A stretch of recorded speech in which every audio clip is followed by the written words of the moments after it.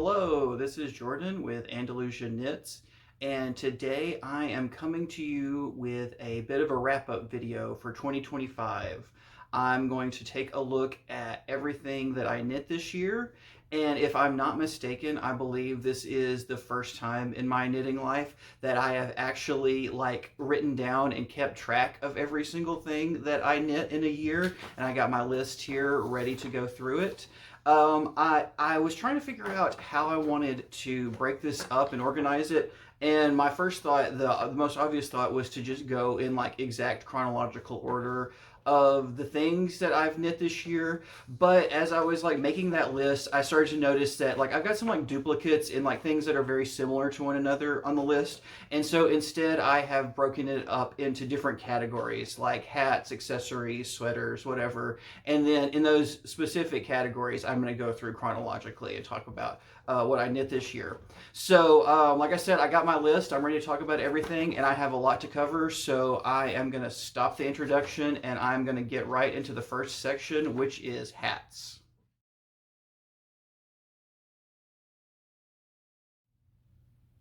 Alrighty, in the hat department, I knit 4 hats in total this year, and I only knit 2 different kinds of hat, though. I knit a duplicate of each kind of hat that I did.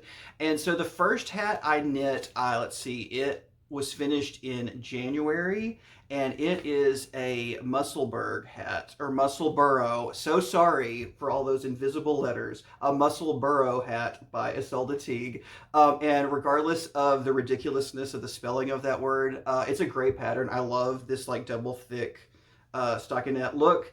And this first one I did a double color version, and both of these are Barocco Vintage DK yarns, so it is a blend of wool and acrylic yarn, and it is probably the best wool and acrylic blend I've ever found. I was very pleasantly surprised at how not just completely heat trapping this fabric is. And I think it also probably helps with the fact that I tend to like my hats a little bit maybe bigger than average, so that kind of gives me a little bit more breathing room and structural breathability for the hat, to make up for some of the acrylic in there. But yeah, so this was the first hat I knit this year, and it would not be the last Musselborough hat that I knit. The second one I knit was in June, and this one is another 2 color one. This one is green and gray. And while the first one was Barocco Vintage DK, the second one is knit in the Fiber Company Lore.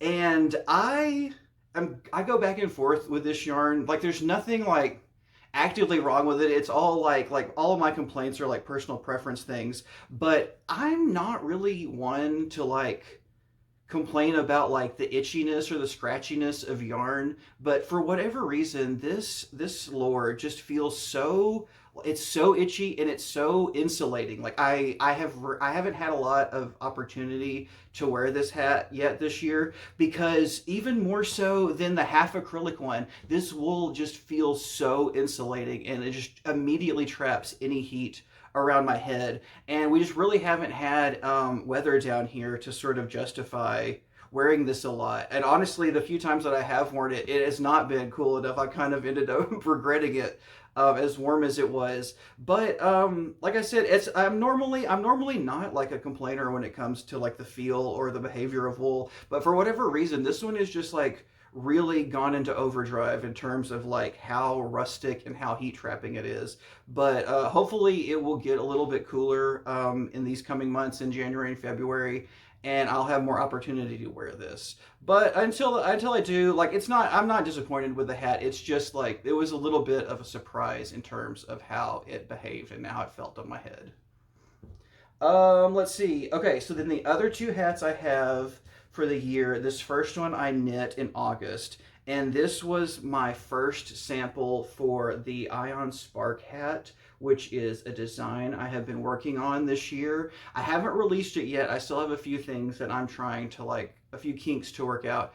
But yeah, so I knit this in August, And I don't hate it. It's not like I think I did a great job with like making the variegated yarn work in a pattern like this.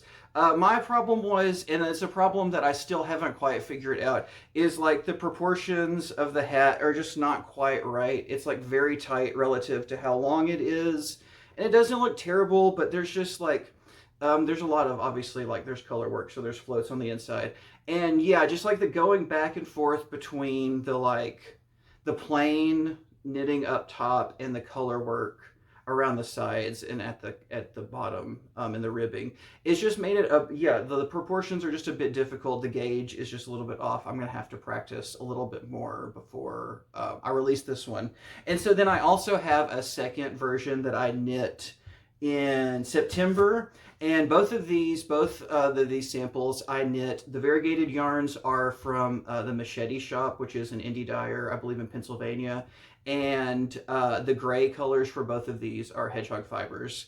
And so this second one I knit. I'm getting better at the dimensions. Like this looks fine, but there's just something still about the top of this hat where it moves from straight color work back to just like regular knitting, that it just looks a little sort of like pointy headed and silly. There's something going on that I don't quite like that I need to figure out. But overall, like I don't hate these hats. I don't really wear this one a lot, mostly because it's not super duper my color scheme. But even this one with the sizing difficulties, like this one gets a bit of wear. It's a lot more weather appropriate for where I live, at being superwash DK wool. It's more breathable, and yeah, I like this. I like both of these. It's just a matter of trying to get just fiddle with the pattern a little bit. The hats I knit, they're fine. The pattern is still not quite fine, but I'm working on it. And I guess that's it for the hats. I didn't realize. I felt like I breezed through those. But yeah, that's it for the hats. And so we'll move on to another section now.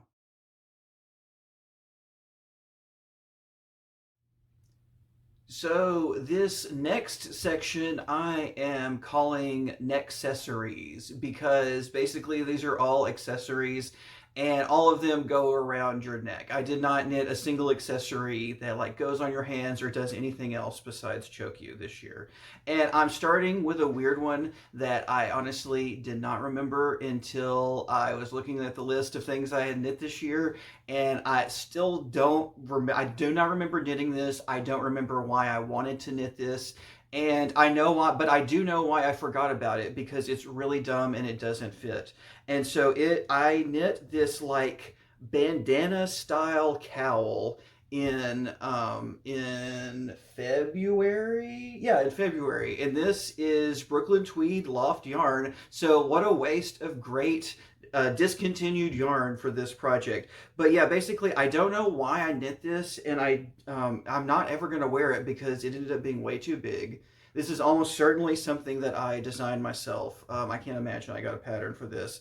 But yeah, this is a weird way to start this section with this piece that I hate and I don't remember at all. But I knit it in 2025, and that's all it takes to make this list. So now let me move on to something a little more legitimate, and that is the octave shawl. And so this is a design that I began work on in 2024, and I'm not sure that I'm ever going to be able to get this entire thing in the frame, but here's the octave shawl, kind of, sorta. And so I knit a sample of this in 2024, and then in 2025 I did a second sample and I actually made up the pattern. And this was the very first pattern that I ever wrote and that I ever released. And I call it my beginner's luck pattern because I absolutely love this. I have no complaints about the design or how I convey the information in the pattern. And it's available to download for free on Ravelry if you would like to test these assertions. But yeah, this is my beginner's luck pattern because it was just, aside from some like technical issues, like computer issues, like the actual design and making of this pattern, it was such a dream. It was so easy. Everything just like felt so natural and flowed so easily. And then I've gone on to do several other patterns this year, and not a single one of them has worked out nearly as nicely or naturally feeling as this one did. So I really love this thing. It's not really a me pattern.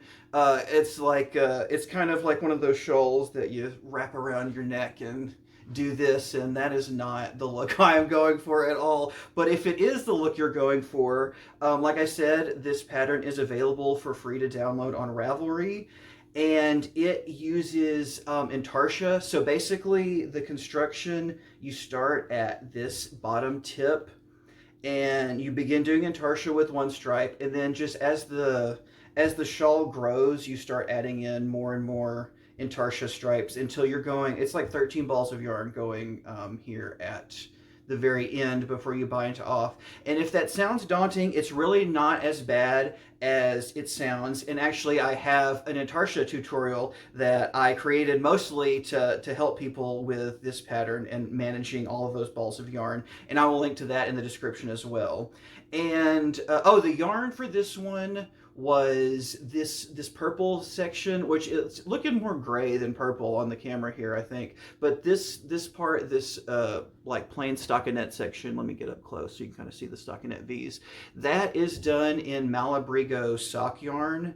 And then these open, like garter stitch lacy sections, the stripes themselves, that is done in, let me check the list. Fiber Company Meadow. I have a lot of Fiber Company yarns in this list today, so I gotta double check that I'm saying the specific line. So that is Fiber Company Meadow. That is their lace weight yarn, and I really like it in this context specifically, but just in general as well, because it creates a nice textural contrast with the Malabrigo. The Malabrigo as a sock yarn is very smooth and slick and shiny, and then this lace weight Meadow though is really kind of like rustic, and it has a little bit of like a halo-y fuzz to it. There was a good amount of like plant matter that I had to pick out of it, which is normally annoying, but like I wasn't expecting that in like such a like, I don't know, I always think of like lace weight yarns as really like delicate and fancy, so it was nice to see one that was like a little more rough and tumble, as dumb as that sounds.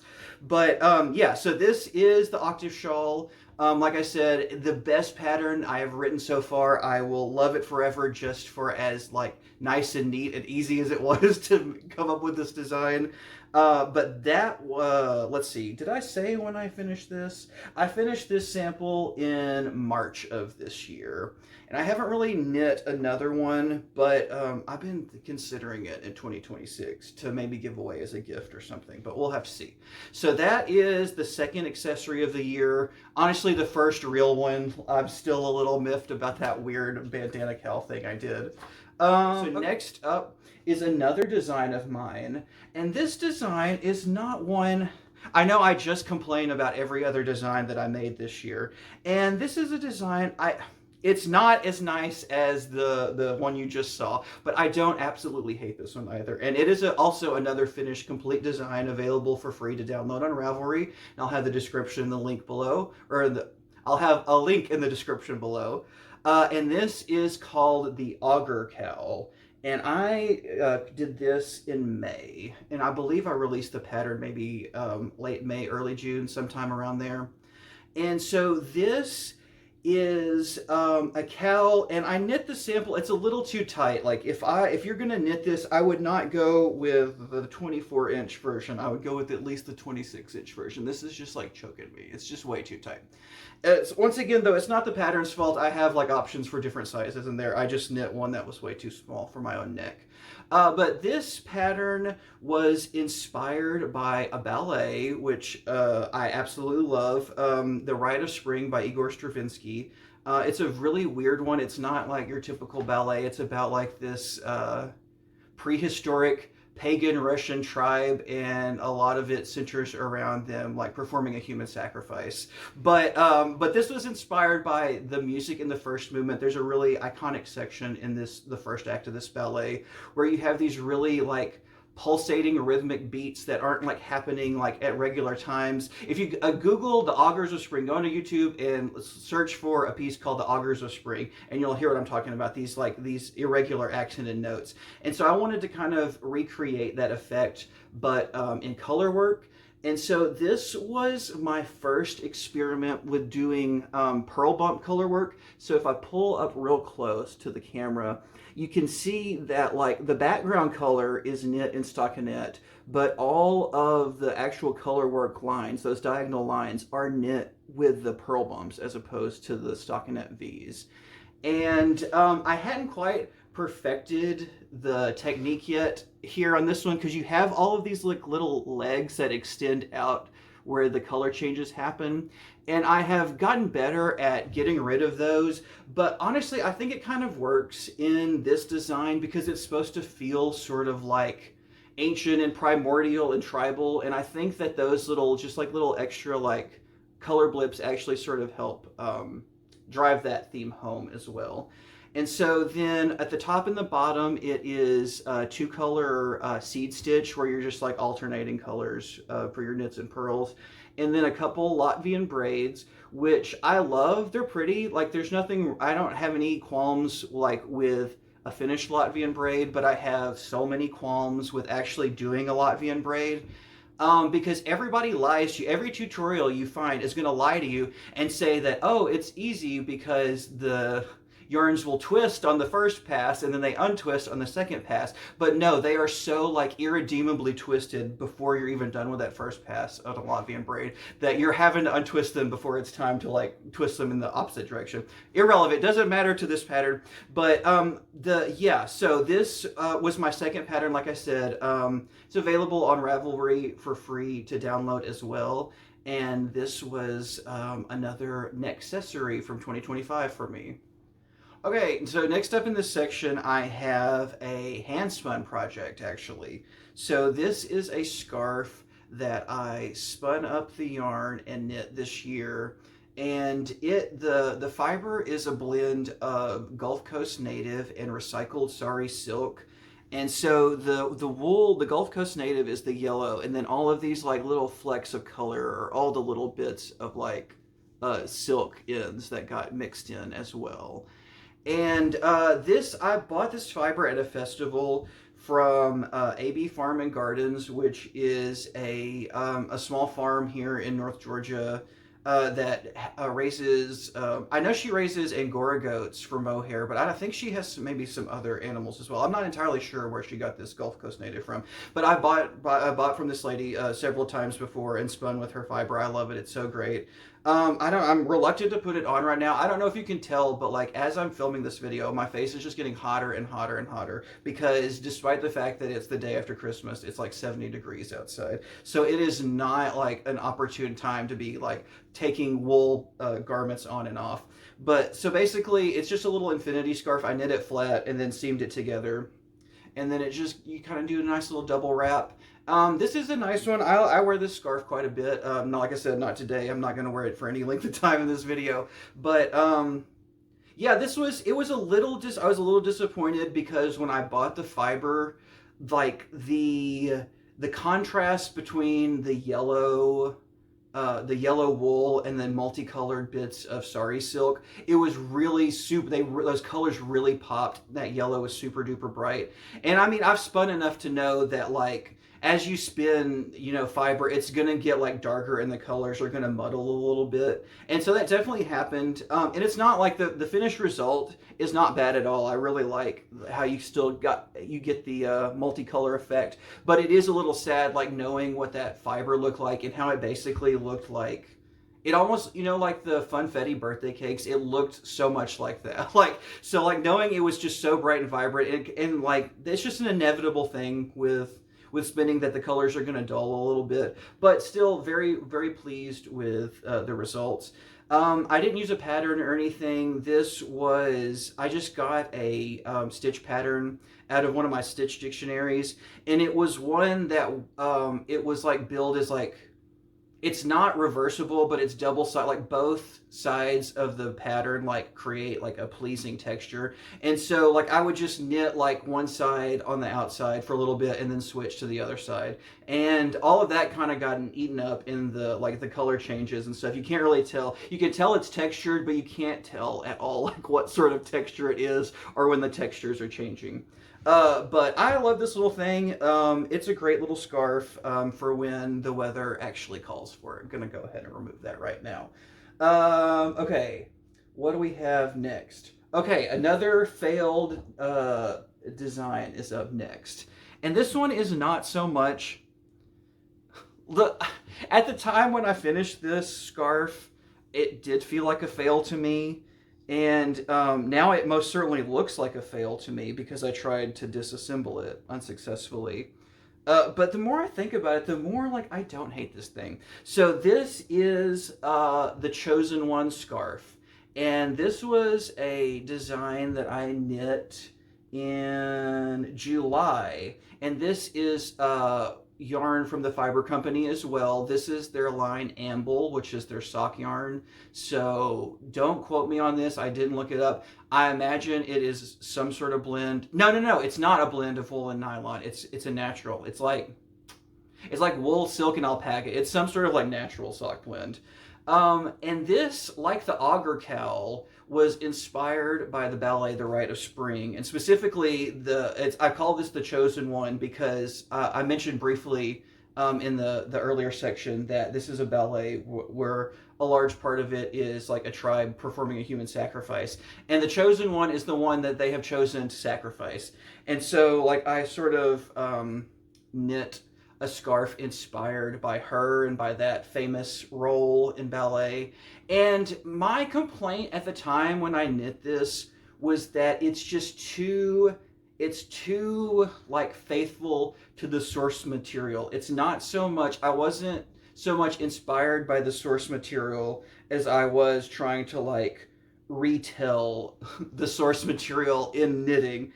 And I didn't like that at the time, and I don't think that's gonna like appeal to a lot of people. But at the same time, like once I pulled this out, like the design, especially this middle part, it's so striking and it looks so good on camera. These reds are really coming up nice on camera right now.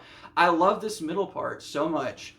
And so you kind of see like I didn't weave any ends, and it looks a little worse for wear right here as well. And that is because when I was knitting it, I started at one end, and I was like, you know, when I get to the second half, when I knit down the second half, is everything gonna look too different if I just like stay in the same direction? Because like all the color work, you know, is gonna be, the V's are gonna be different. And that was something that I did not have to worry about because, like the auger cowl, you can see this one has pearl bump color work as well. And so, like, it doesn't matter whether you're coming or going with pearl bumps, it's going to look the same either way. So there was absolutely no reason for me to like knit 2/3 of this scarf in one direction and then knit the final third in another direction and then I attempted to graft it together. I did not do a good job. And then here you can see I have attempted to start like unpicking that graft and doing it again. But at this point, I'm thinking I might just like write this off as a loss and just knit another one in 2026 from one end to the other and not worry about like the direction of the stitches. Because like I said, like I was a little disappointed once I realized that this wasn't so much inspired by the Rite of Spring as it was trying to be the Rite of Spring. And so I don't hate that as much at this point. Like I said, it might be a bit of a niche product, but I am probably going to end up re-knitting this and releasing this as a pattern in 2027 or 2026 because the actual like construction I didn't have any issues with. It's all of my issues with this one are purely conceptual, but the actual knitting itself is fine. There was no problems popped up. So yeah, we'll have to see what happens to this one next year. So finally, in this next what did I almost say? This accessories section. I have another design that I am not quite pleased with. And unlike the first one, I love that the conceptual line that I towed with this one. And this one has knitting issues, like construction issues, that I am going to have to work through if I want to release this as a pattern. And so this is my contrary motion wrap. And so basically, I called it a wrap. It's basically just a big scarf, but I think it's long enough to, at least you could get one wrap around here, something like that. But this, let's see, I finished this in November, and this is another Fiber Company special. This is their Acadia line, which is sort of like this kind of like tweedy blend of like, I think like wool and silk noils and stuff. I don't know. It's got a kind of this sort of like very rustic sort of natural look to it.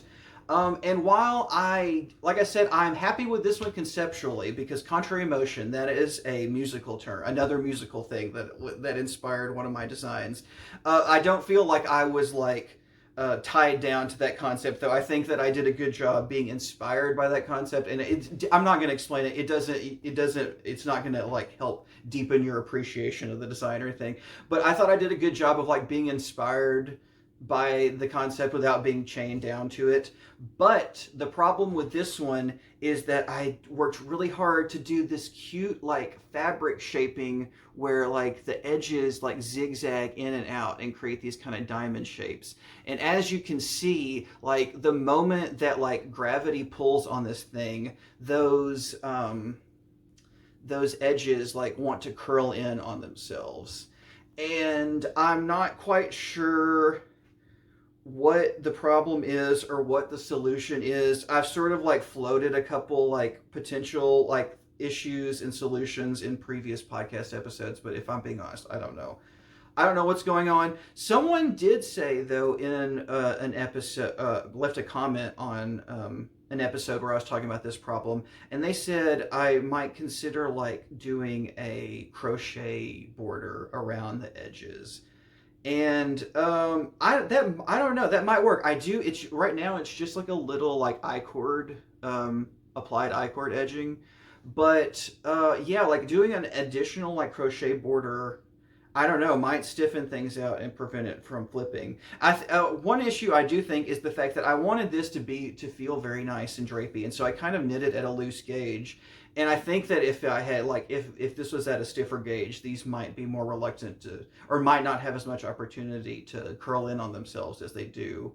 But regardless, once again, this is another one like I'm not happy with the design, but I don't particularly hate the finished object. Like if I was to give this to someone, especially someone who's not a knitter, like the chances of them being as bent out of shape about the fact that the fabric shaping is not working like I want it to, like the chances that they would be as upset about that as I am are slim to none. Like I have a hard time believing that someone would like that would be a deal breaker for most people. That being said, like it absolutely would and should be a deal breaker. Like if I am telling you, hey, if you knit it this way, you're going to get these cool like zigzag points, and you don't get those zigzag points, then I think that you might have a little bit more reason to be angry at me. But like in terms of, yeah, I might just give this away as a gift if I'm being honest, because like the colors, I love the colors. I love the fall color scheme. It's beautiful. And like as a rectangular scarf, it works just fine. It's just a little annoying that it's not meant to be a rectangular scarf. It's supposed to have these cute little points that just aren't quite working out like they're supposed to.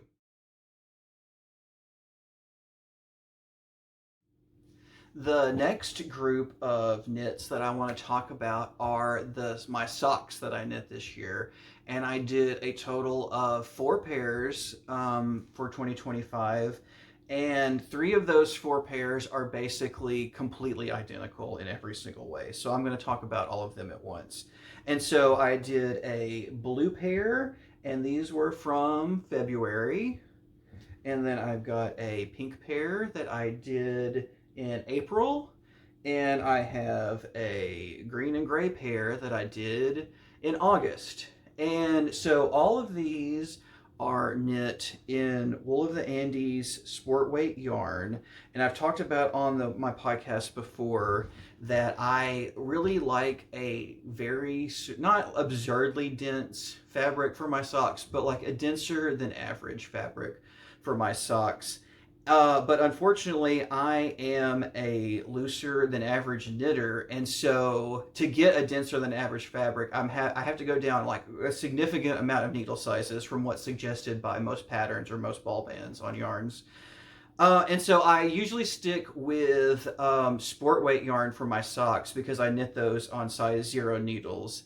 And so if I was doing sock weight yarn and to get an equivalently dense sock, I would have to go down to like a 00 or a 000. And I really don't want to do that. I can't be bothered to do that. And so a lot of my socks end up being sport weight because that produces the fabric that I really like. And these are mostly identical in every single way except for this pair. This is a little crazy. So in the past, I would knit 64 stitch socks, but this one I went nuts. I went all wild and crazy and only did 60 stitches instead of 64. And it definitely worked out. I think that 60 stitches for this particular yarn is where I'm going to stick with. And it helps solve a problem a little bit, but it's still a problem that persists. And I know the solution to this problem, and I'm unwilling to implement it. So basically, my issue is that for both the 60 stitch socks and especially the 64 stitch socks, for the foot of the sock, they fit perfectly. They're very, they conform to the shape of my foot. It's the correct amount of negative ease and everything. But for the leg part of my socks, I get a little bunching. It's not quite as skin tight as I want the leg portion to be. And the issue is, you might be saying, well, then just like knit a smaller circumference. If 60 is too big, then knit 56 or whatever. But the issue is I need, 60 is the absolute limit for the amount of stitches I need to be able to get my heel diagonal through. So like the part of your foot that like goes from like the corner of the heel around the instep and back around that way. That my heel diagonal is a bit larger than the average person's. And so like I cannot go any smaller on the stitch count for the leg because the biggest part of my foot will simply not go through anything less than 60. 60 is right at the edge of like me being able to get it through. And so the answer is, and it explains like why people knit these kinds of socks. That I believe the solution is for me to do ribbing for the entire leg of the sock.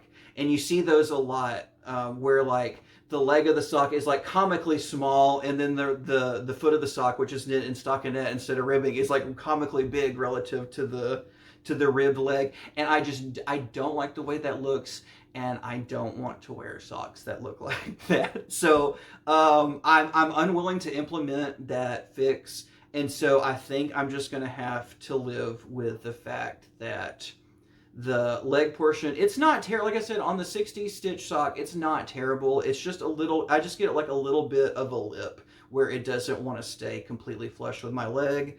And that's fine. If the alternative is doing a fully ribbed leg, then that's fine. I will live with the lip. That's not a big deal. So those are 3 of the 4 pairs of socks I knit this year. And then for the final pair, I did really sort of like go crazy, at least by my standards. And I knit a pair of self-striping socks from, this is Patent Croy self-striping sock yarn. And I finished these in December, just like a couple weeks ago. They haven't been around too long. And so these, honestly, they've like made me a little less neurotic about sock weight yarn and the gauge you get. So I knit these.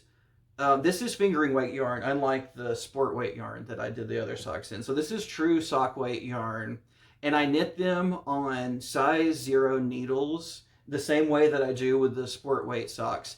And while the fabric is not as dense as I'm getting with the sport weight socks, obviously, it's really not a deal breaker. It's not as like loosey-goosey and gapey as I imagined in my mind it was going to be. Like, it's really not a big deal. Like, I'll kind of bring up, like, it's perfectly fine for a sock gauge. Like, even when they're on my feet and stretched out, like, it's not like you can see like my skin poking through or anything in these socks. And so I don't know if I'll ever fully give up the sport weight sock yarn game, but like at least this opened my eyes to the fact that like I don't have to actively avoid sock weight yarn. Like this is like I said, it might not be like the exact density and fabric preference that I have that I want, but it's not bad. It's like I like these socks a lot. I've worn them several times already because of the self striping. I love the color changes and stuff, and so I have several other skeins of this sock yarn, and I'm definitely gonna go through it at least. And I don't know, maybe 2026 is the year that I finally like do my socks right and knit them at the in the correct weight and at the correct gauge and all that. I don't know. That might be that little bit of wishful thinking. But I'm glad I did these because yeah, like I said, like the thought of doing fingering weight socks doesn't feel like bad to me like it did before. And I was a little worried about how difficult it would be to do the self striping thing and get them to match up. And I mean, it's not a completely perfect match, but it's absolutely close enough even for someone as like neurotic and perfectionist as I am. My one complaint with these socks, though, I do have a complaint about these socks, and it's you can't really see. It's hard to see on the camera, but despite the fact that these allegedly came from the same colorway, one of these balls of yarn, like the dye, is like noticeably lighter. Like these blues right here are noticeably lighter than these blues, and like the dark greens are not quite as dark green. And I don't know what was going on, but yeah, like these are not quite, I mean, they're matching socks in that the stripe pattern pretty much matches up perfectly, but they are not matching socks in the sense that like I don't know who was asleep at the wheel when these were being dyed, but they are not the same colors at all. But regardless, yeah, this was a pleasant surprise. I'm glad I knit these, and I probably will knit more of these in the future. And that is going to be it for the sock section, I think. That's all I got. All right, now we are moving into the sweaters. And I only have a couple of these. This is one place where I feel a little like less than, and I see like people with like their stacks of sweaters that they've knit for the year, and I'm just like I'm never going to do that because like knitting a sweater for me just like psychologically and physically it takes a long time, and I'm not always in the mood to do it, and even when I am in the mood to do it, it's going to take a long time. So I only have a couple for this year, and this first one technically I started at the end of 2024 and finished in 2025, but hopefully you will forgive me and allow me to show it anyways. And so that is this basic, just a raglan sweater I knit, and I finished this in April of this year. And it's not a great sweater for showing on camera because it is just like dark blue to the point of being black. But then we've got some little purple accents on the bottom here. And I knit this in Wool of the Andes sport weight yarn, and I used the book Knitting from the Top Down by Barbara Walker, which is a pretty famous, popular book for learning how to knit sweaters from the top down. Who would have thought? And I really like the format of the book because it's one of those where it's not like it doesn't give you like specific patterns. It doesn't say like cast on X amount of stitches and knit X amount of rounds or whatever. It gives you sort of like it talks you through like the construction of different sweaters from the top down and other garments from the top down like dresses, pants. There's quite a few things in this book. But the thing I really like about this book, because this idea of like talking you through the construction, that's not a Barbara Walker unique idea. She's not the first person to create a knitting book like that. But one thing she does specifically in her book that I like is that she will warn you that like, hey, there's a decision you need to make before you move on to like the next section. There are like these sections where it'll just say like stop or pause or whatever, and you got to like make a decision. And I really appreciate that because there are other books like that where they don't do that, and you just plow on through until you get to a point where you're like, oh crap, I should have like thought about this, 20 rows back or whatever. But I like the way that the book is formatted. I'm just like starting to learn that I'm not really like much of a top down knitting kind of guy. And it's mostly because despite this sweater being sport weight yarn, it is so heavy. I knit it kind of at a dense gauge, not as dense as the socks I knit, but pretty close. And it's just, it weighs down on itself so much.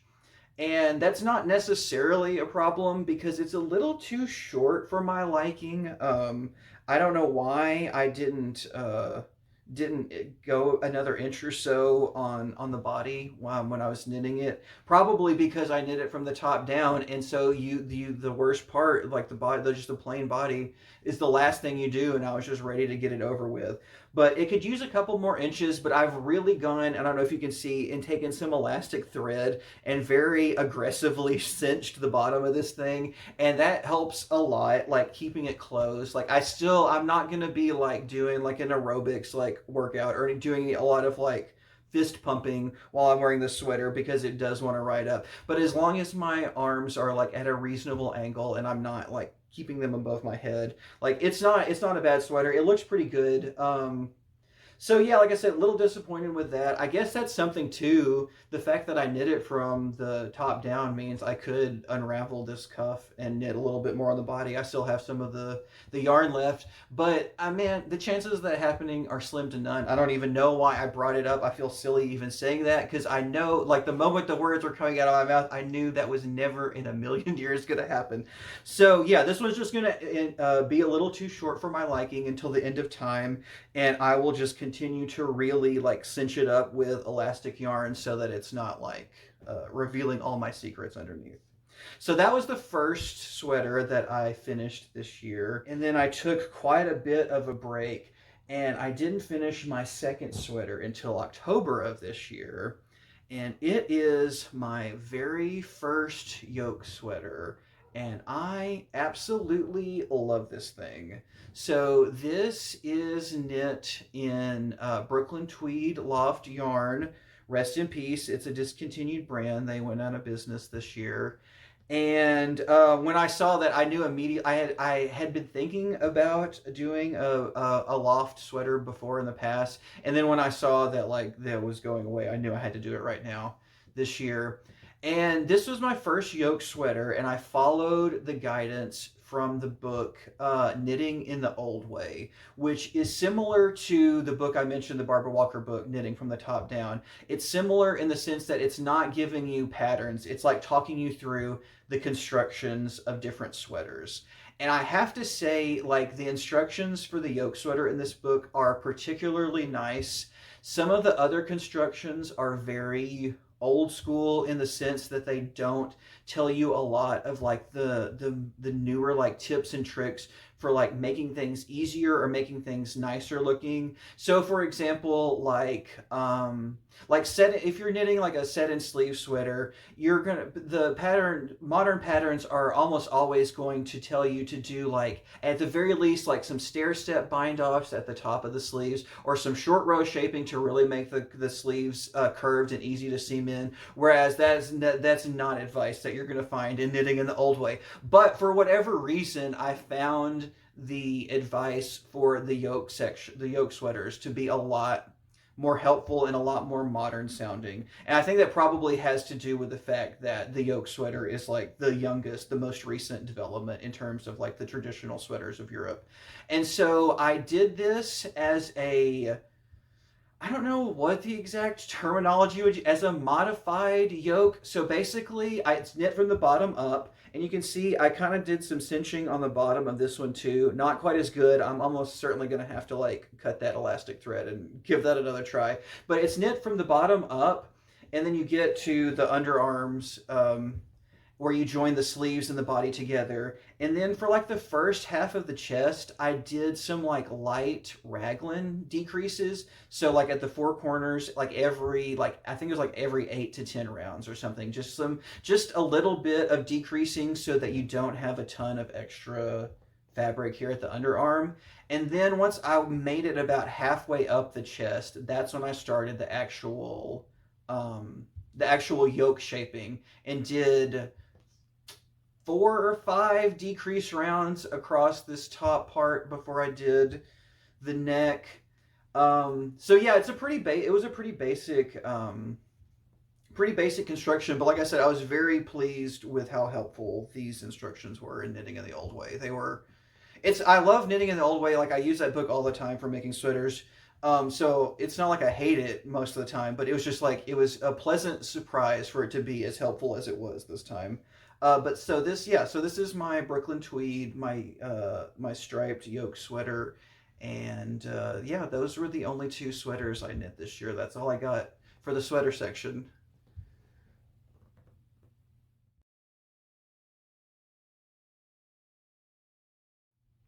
Now we have made it to the last section of the video, and this is the home goods section.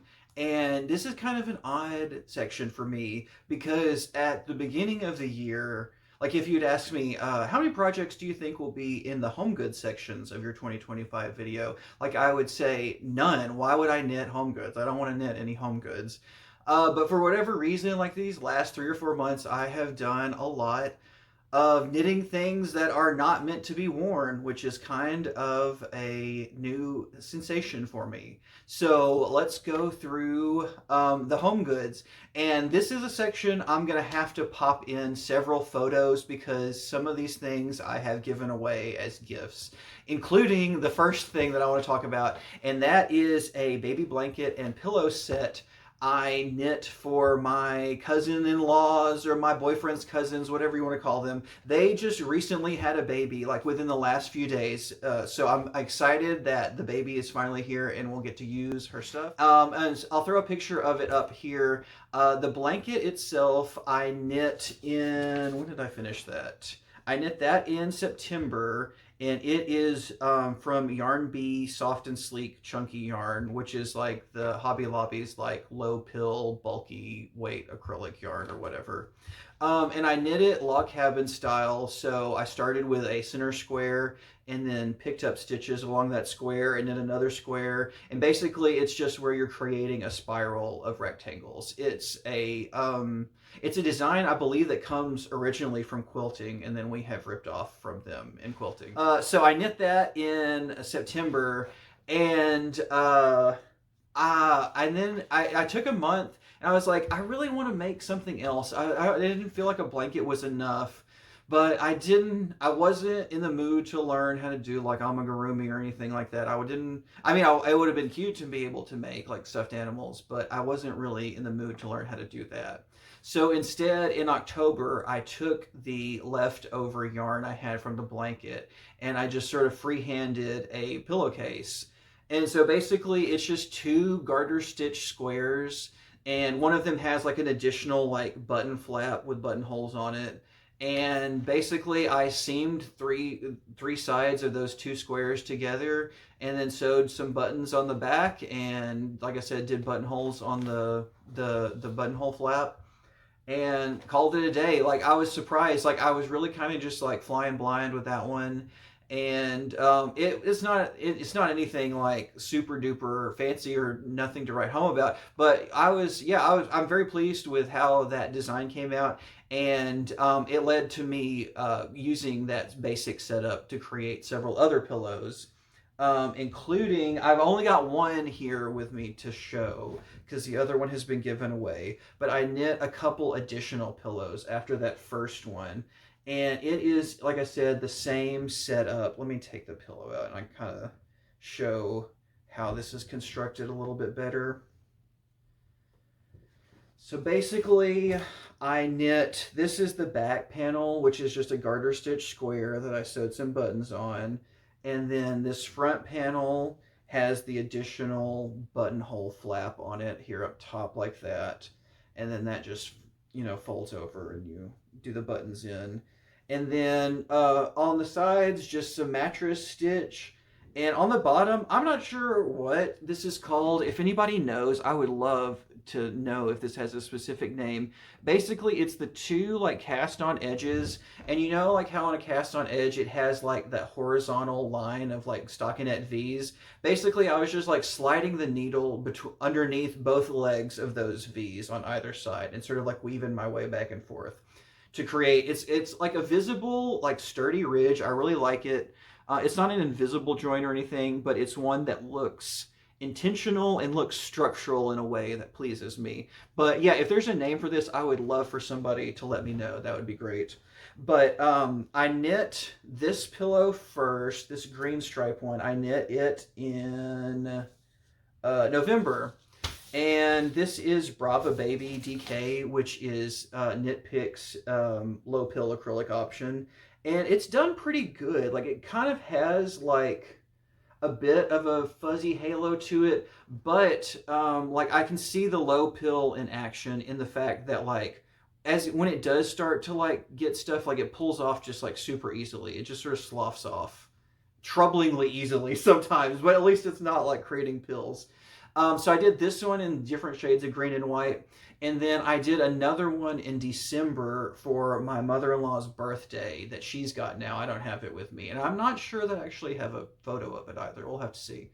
But it's this exact same premise, exact same yarn, except it was done in shades of blue and white instead of green and white. And she had it in her living room when we went over for Christmas yesterday, and it fits in perfectly. It's exactly the correct shades of blue for her living room, so I was very pleased that that worked out.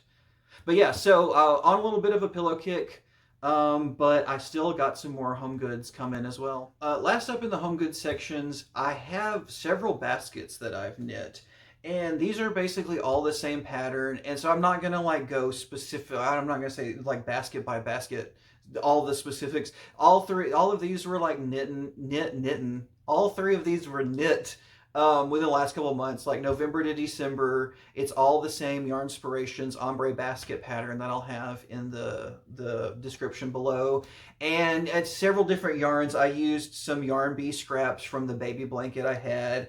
There's some loops and threads in here. I think there's some I Love This yarn as well. It's just sort of like a melange of like big box store acrylic yarns, basically. And so the first basket I knit was this giant thing right here, and you can see it really. It's not structural at all. This is very much meant to be like placed on the ground and like left there, and not like held like a bag. But I knit this basket because I wanted something to store my sweaters in when I take them out for the season. So in the warm months, like a lot of people, I keep my sweaters in pretty intense storage to make sure that they're not getting eaten by moths or other bugs. And so like during the warm months, I will have every sweater has its own plastic bag and multiple plastic bags that it goes in, and then those plastic bags go in a plastic tub, and you know there's a lot of like barriers between the outside world and the sweaters.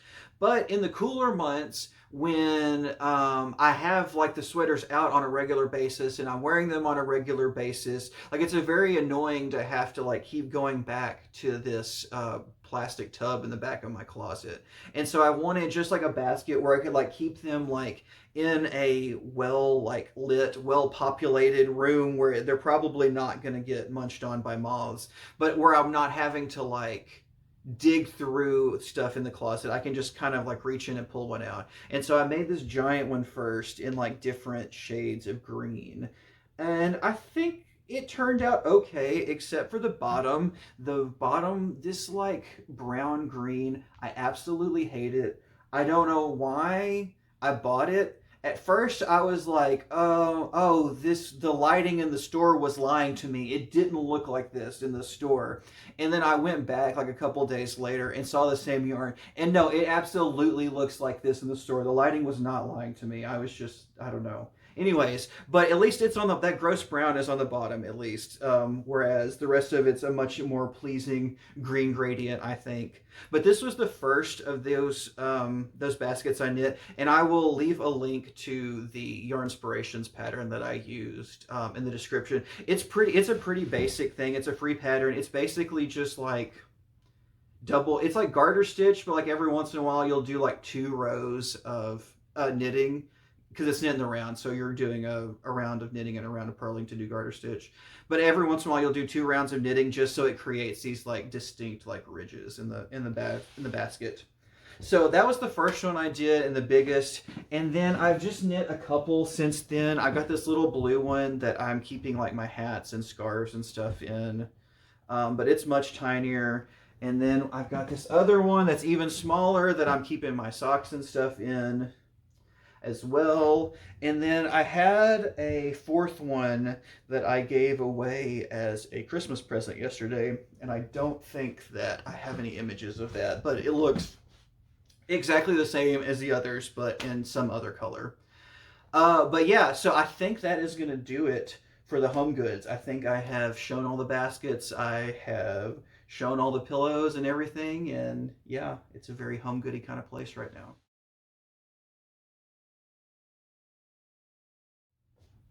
All right, well, I think that is going to do it for my review of everything I knit in 2025.